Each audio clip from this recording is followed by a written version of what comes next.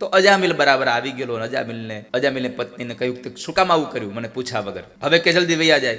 એટલે સંતોએ કીધું ભગત જય સિયારામ, અમે આવ્યા છીએ તમારી ઘરે જમ્યા, પણ અમારે નિયમ હોય કે જ્યાં જમીન ત્યાં દક્ષિણા લેવાની. અજામિલ કહે છે કે નીકળો જલ્દી હવે.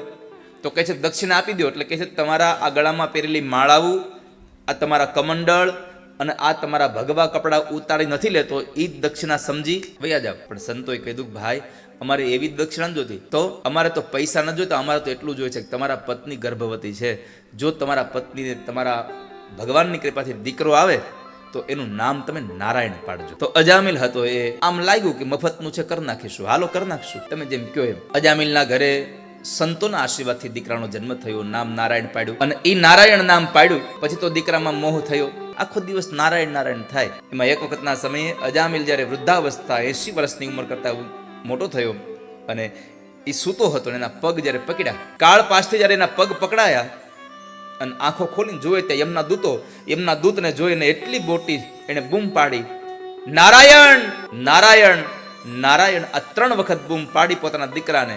આંગણામાં રમતો તો એ દીકરો નારાયણ નો આવ્યો, પણ અવાજ જે નીકળ્યો એ નાભીમાંથી નીકળ્યો હતો, અને એ નાભીમાંથી નીકળેલો અવાજ ભગવાન નારાયણે સાંભળ્યો. એણે પરમાત્માએ પોતાના પાર્ષદો મોકલી દીધા, જાઓ તમે આ અજામિલને છોડાઈ આવો.